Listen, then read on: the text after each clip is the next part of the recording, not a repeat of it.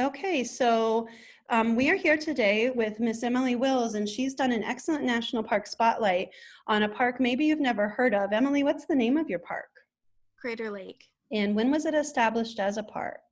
May 22nd, 1902. Yeah, so for over a century, it's been protected land. What state in the U.S. is Crater Lake in? It's in Oregon. Perfect. And class, what do you notice? Is it on the coast or a little inland? And we see it a little inland, and that's going to be important in her landscape explanation. So the next 3 slides, I'm going to go a little slow so you guys all can get a really good look. And then this is my favorite of all of her landscape pictures. That's taken from an airplane. And it's actually 33 miles to drive all the way around this lake. That's how big it is. So Emily, this makes us wonder, what's the story? How did Crater Lake form? Is it really a crater? No, it is a caldera. Perfect. Tell us about a caldera.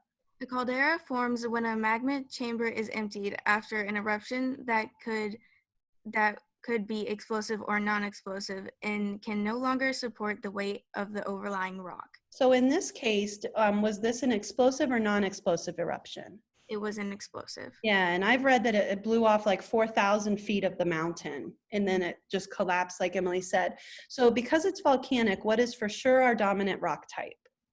Igneous. Igneous, okay. And so Emily has a second slide to help understand her landscape explanation that we're going to talk through. So this is actually showing where Crater Lake would be here in Oregon, a little off the coast.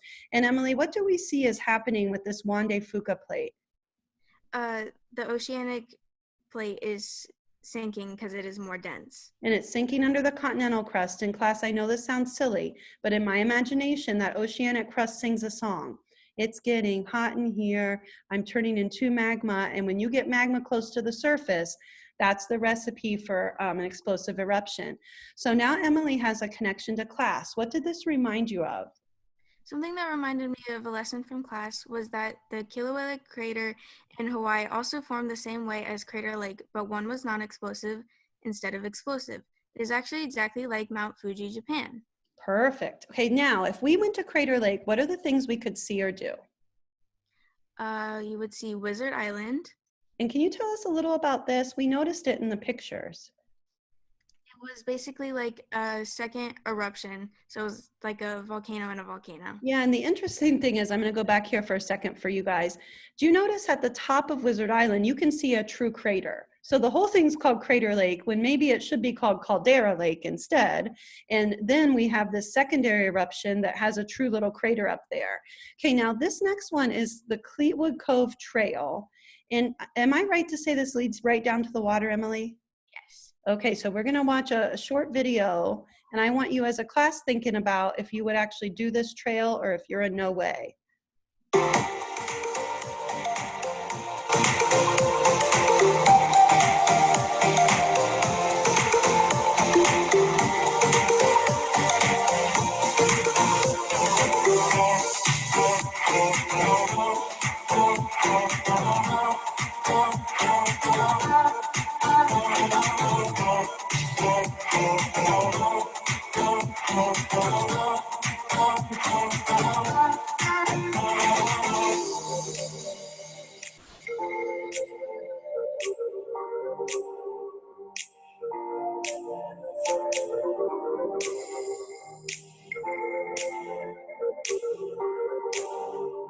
Okay, so far I'm a yes. I would do this.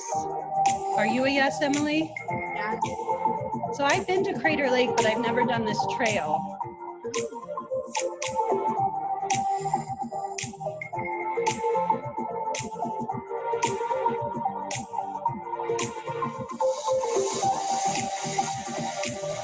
Okay, I'm gonna Crater Lake.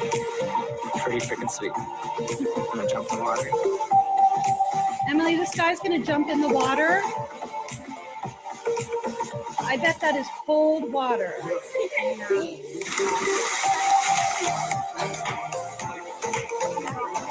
Would you do that? No. Me either. Okay, I'm gonna pause that there. Let me escape out of that real quick. and get back to her presentation. One thing that I don't know if you've read about this, Emily, this trail also leads to a boat dock. Did you read about that? No, I didn't read about And that. so like I said, I've not done it, but this boat will actually take you across to Wizard Island so you can hike up to the top of it. So I would Oh. be all about that, but I do not want to be in that cold water. Those No, people I are don't wanna be crazy. in the water. Okay, so we've got Wizard Island, Fleetwood Cove Trail, and then your final attraction is, The Phantom Ship. and tell us about this formation.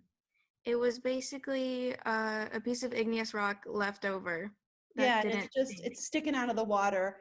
I don't know if it looks like a ship to me, but they call it Phantom Ship. Okay, so what about your plant life? Some species of plants you have. Lodgepole pine, Perfect.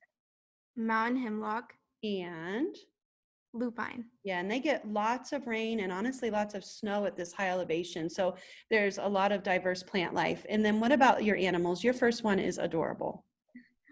Pine martin. If I had a pine marten, I name it Martin. Just kidding. We shouldn't have a pine marten. It's a protected creature in a park. Okay, now what else? Red-tailed hawk, Perfect. We have those around here actually. And then, golden mantled ground squirrel. yeah, and then your current event is a very serious one actually. Tell us what's been going on in Crater Lake. This was last August. Crater Lake has been regarded as the cleanest large body of water, but may be under threat due to people doing illegal activities and using illegal items around the lake that could be bad for the water quality of the lake and could bring non-native organisms being introduced into the lake. This is a great concern, and it was not helping. A bunch of people were coming to visit the lake. This was reported August 10th, 2020. Yeah, and Emily and I were talking about this current event earlier. I've read that this past summer, because of COVID, national parks actually had lots of people entering it, even illegally when the parks were closed, just because it was an outdoor thing you could do. But with that can come pollutants. And Crater Lake is regarded as the purest water because it's this lake that's only precipitation, only snow and rain. It's not like rivers go uphill into it, like a normal lake would have rivers feeding it. So it's very unpolluted. So this is of great concern there. Okay, your personal reflection. The most interesting thing I found about my park was the way it was formed. If I were to visit, I would most likely walk the Fleetwood Cove Trail. Yeah, if I ever get to go back, I'm definitely doing the Fleetwood Cove Trail.